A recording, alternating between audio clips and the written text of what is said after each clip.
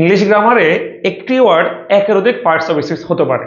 ঠিক সেম ভাবে আমরা আজকে তোমাদের জন্য একই রকম একটা টপিক নিয়ে আলোচনা করতে যাচ্ছি। তোমরা এখানে দেখতে পাচ্ছ অ্যাবাভ। নর্মালি এই ওয়ার্ডটা দেখার সাথে সাথে তোমার মাথায় আসে এটা প্রেপোজিশন না। অ্যাবাভ ওয়ার্ডটা অনেকগুলো পার্টস অফ স্পিচ হতে পারে। একটা এক্সাম্পল দেখো, এখানে বলা হচ্ছে read the above sentence carefully. Sir এখানে অ্যাবাভ কোন পার্টস অফ স্পিচ?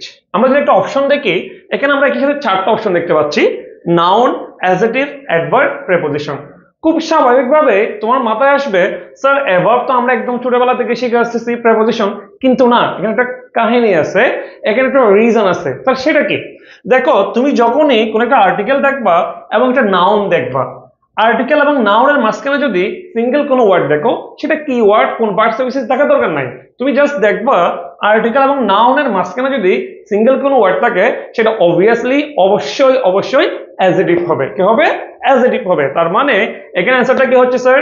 অ্যাডজেক্টিভ। আমরা তোমাদের সুবিধার জন্য ব্যাখ্যাটাও দিয়ে দিলাম, আর্টিকেল এবং নাউনের মাঝখানে একটি মাত্র ওয়ার্ড থাকবে অ্যাডজেক্টিভ। এরকম শর্টকাট ট্রিক্স দিয়ে ইংলিশ শিখতে আমাদের সাথে থাকো। সালাম আলাইকুম।